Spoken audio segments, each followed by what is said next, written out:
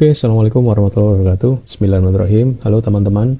Di video kali ini, saya mau menunjukkan tutorial penggunaan aplikasi GoPro atau manajemen keuangan proyek konstruksi. Pada dasarnya, aplikasi GoPro ini terdiri dari empat menu utama, yaitu pengaturan, penerimaan, ada menu pengeluaran, dan yang terakhir adalah laporan. Oke, kita langsung aja ke menu yang pertama, yaitu menu pengaturan. Teman-teman bisa mengatur yang pertama ya, daftar akun atau COA atau chart of account. Ini adalah akun-akun yang nanti akan menjadi atau muncul di laporan neraca dan laporan laba rugi. Contoh, ini ada kategori aset lancar yang masuk di kas dan bank.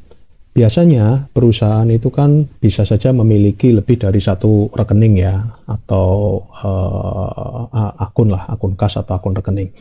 Kita bisa mengedit di sini, misalnya ini rekening perusahaan misalnya. Nah seperti ini. Atau kalau misalnya mau menambahkan baru juga bisa. Misalnya di sini ada Mandiri, ada BCA, ada BRI. Kita mau menambahkan baru misalnya rekening BNI. Ini kan misalnya BRI yang terakhir adalah nomor 04, BNI misalnya nomornya ini misalnya. Nama akunnya BNI. Nah, seperti ini. BNI sudah langsung muncul gitu. Begitu juga misalnya akun-akun yang lainnya ya. Pada dasarnya teman-teman biasanya yang perlu disesuaikan sesuai dengan perusahaan masing-masing itu nggak jauh-jauh dari kas dan bank, karena ini kaitannya sama rekening yang tentu perusahaan tiap-tiap perusahaan beda-beda. Kalau untuk aset lancar, piutang, aset lancar persediaan, aset tetap, itu insya Allah sudah standar lah, teman-teman nggak usah ngutak-ngatik lah. Ekuitas ini modal ya, itu mungkin juga sepertinya nggak usah diutak-atik. Nah, biasanya nanti di laporan laba rugi nih, kalau kayak pendapatan, ini juga sudah standar ya, teman-teman nggak usah ngutak-atik lagi di sini, karena biasanya yang namanya proyek itu pendapatannya nggak jauh-jauh dari pembayaran uang muka dan pembayaran termin, itu aja biasanya. HPP proyek juga nggak usah diutak-atik, karena ini udah standar, karena proyek itu pasti HPP-nya terdiri dari upah pekerja, bahan atau material, kemudian sewa alat, terus subkon, udah itu aja. Ini kalau misalnya pekerja dan borongan nih untuk membedakan aja, kalau ini misalnya harian, kalau ini borongan, tapi pada dasarnya tidak jauh-jauh dari ini. Nah, yang teman-teman bisa sesuaikan dengan perusahaan masing-masing biasanya biaya umum atau overhead. Nah, ini mungkin tiap-tiap perusahaan bisa beda-beda. Nah, teman-teman nanti bisa tambahkan di sini, mungkin ada yang belum ya. Ini kan mungkin umumnya kan gaji karyawan, BPP transportasi, listrik, air gitu kan, sewa mes misalnya. Nah, ini nanti kalau ada tambahan pos-pos pengeluaran biaya umum yang lainnya, nanti teman-teman bisa tambahkan di sini. Itu tadi untuk setting daftar akun. Kemudian yang kedua adalah data proyek. Data proyek ini misalnya teman-teman ada proyek baru, ini nanti menambahkannya di sini.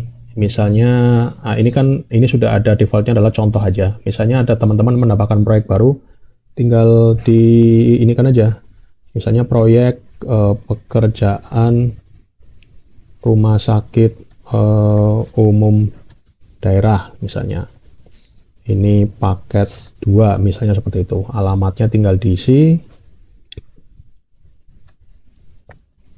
misalnya begini, pemiliknya misalnya Dinkes, nilai kontraknya misalnya 5M misalnya seperti ini. Nah,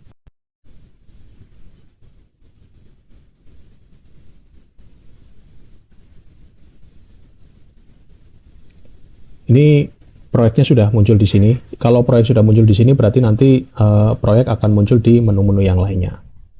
Kemudian data divisi pekerjaan ini maksudnya apa? Misalnya di proyek yang kita kerjakan, kita mau bagi-bagi lagi menjadi sub-sub pekerjaan misalnya.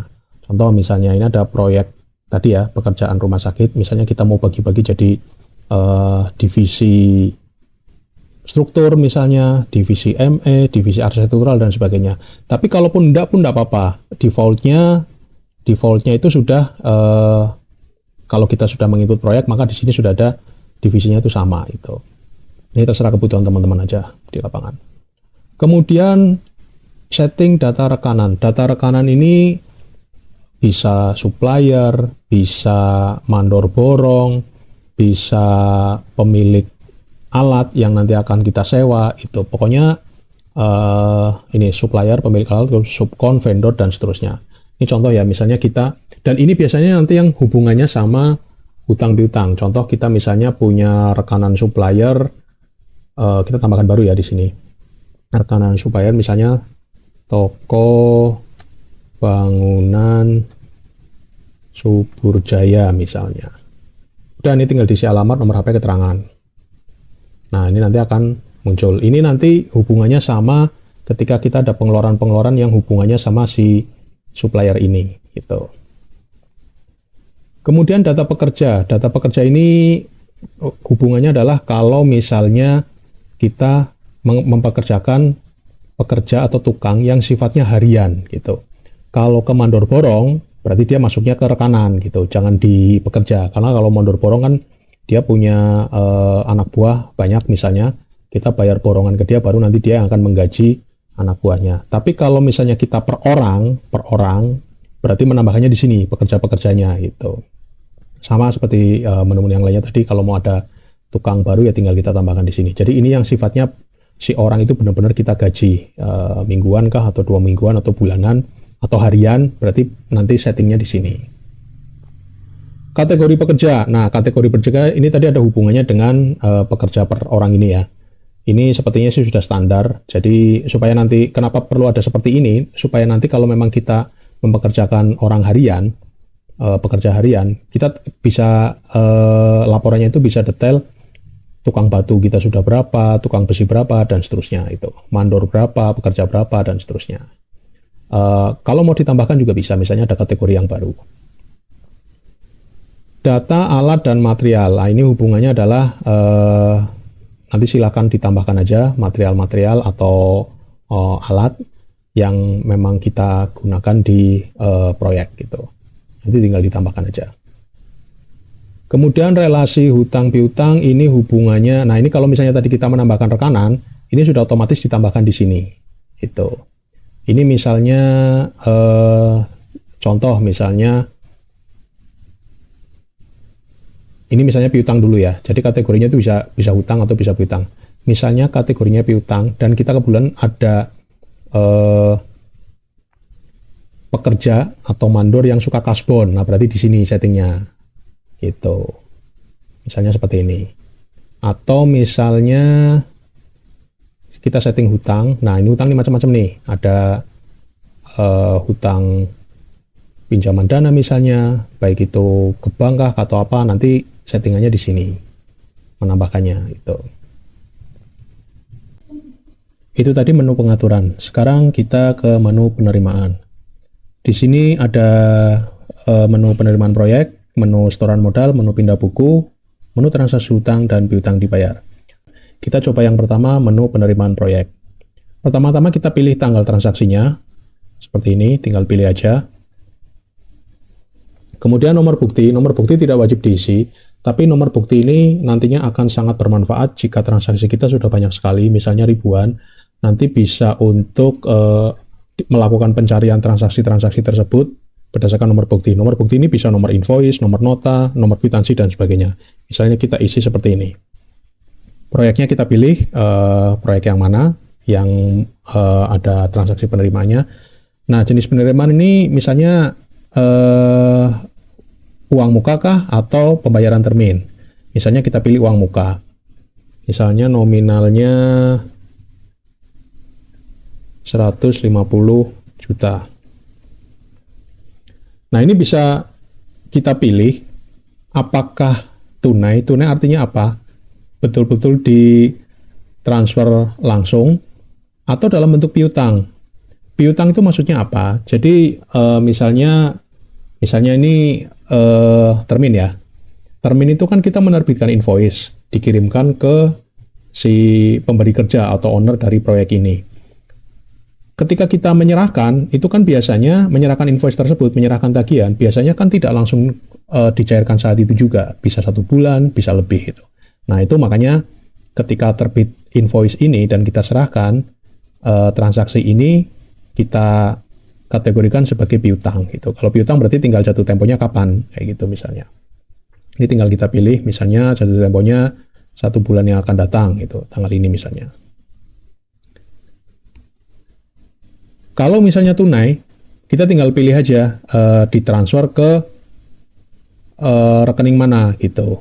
Misalnya ke kas utama kah? Kalau kas kan berarti benar-benar uang cash ya, uang tunai. Atau ditransfer ke bank ini misalnya. Nah,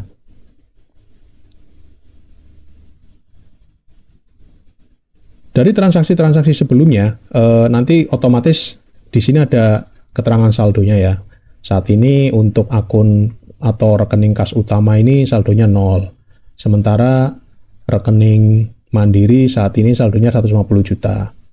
BCA 0. BRI 0. BNI juga 0. Kita coba ke rekening Mandiri misalnya. Nah, keterangan ini sama juga dengan nomor bukti, boleh diisi, boleh tidak. Tapi jika diisi nanti akan sangat bermanfaat sekali ketika kita melakukan pencarian transaksi, kalau transaksinya sudah banyak sekali. Misalnya ini termin pertama misalnya. Ketika sudah ada notifikasi seperti ini, data transaksi penerimaan sudah disimpan, berarti inputan kita sudah betul. Dan saldo kita, saldo Mandiri PT ini, tadi nilainya 150 juta, ketika menerima lagi 150 juta, saldonya sekarang jadi 300 juta. Nah, seperti itu.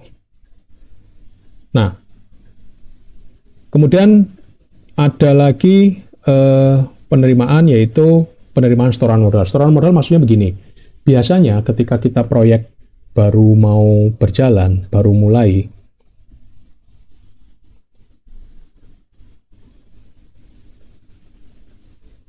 itu kas proyek masih kosong. Nah, kalau kas proyek kosong, ini biasanya nanti kita menyetorkan modal di sini. Prinsipnya sama, tinggal nanti berarti modalnya si owner atau pemilik ini di dalam bentuk apa? Dalam bentuk uang tunai kah? Atau ditransfer ke rekening Mandiri kah? BCA kah? Dan seterusnya gitu. Rekening ini adalah yang tadi kita atur di daftar akun. Kemudian ada menu pindah buku. Menu pindah buku itu misalnya kan bisa saja kita ngambil ATM. Ngambil ATM berarti dari bank diambil dari, gitu kan. Berarti dari bank, misalnya dari Bank Mandiri ke kas utama misalnya, nominalnya berapa. Atau misalnya transfer ke, namanya juga pindah buku ya, berarti kan transfer ke bank lain misalnya. Tinggal kita pilih aja. Misalnya dari Mandiri ditransfer ke BNI. Ini pindah buku kas dan bank, maksudnya ini transfer antara rekening kita sendiri ya, bukan mentransfer ke rekeningnya orang lain gitu. Jadi menu ini adalah menu untuk transfer internal, seperti itu. Kemudian ada transaksi hutang. Transaksi hutang tuh tapi transaksi hutang di sini ini bukan pembelian material terus kemudian kita hutang ya, pembelian hutang ke supplier, kemudian kita bayarnya bukan dalam bentuk hutang. Input transaksi hutang di sini khusus hutang yang dalam bentuk dana gitu. Jadi relasi ini adalah relasi yang sudah kita inputkan di pengaturan data relasi. Misalnya kita hutang ke teman kah, atau ke direksi kah, atau yang lainnya gitu. Prinsipnya sama. Dan piutang dibayar juga kurang lebih sama. Nah, ini contoh piutang dibayar ini maksudnya ini biasanya karena kita tadi proyeknya baru satu ya. Ini adalah owner dari, masih ingat kan tadi di pengaturan data proyek. Nah, ini adalah owner dari proyek RSUD tadi. Jadi misalnya tadi kasusnya termin, kemudian pembayarannya atau pencairannya mungkin 1 bulan, nah berarti di sini. Ini sudah otomatis nih semuanya di sini.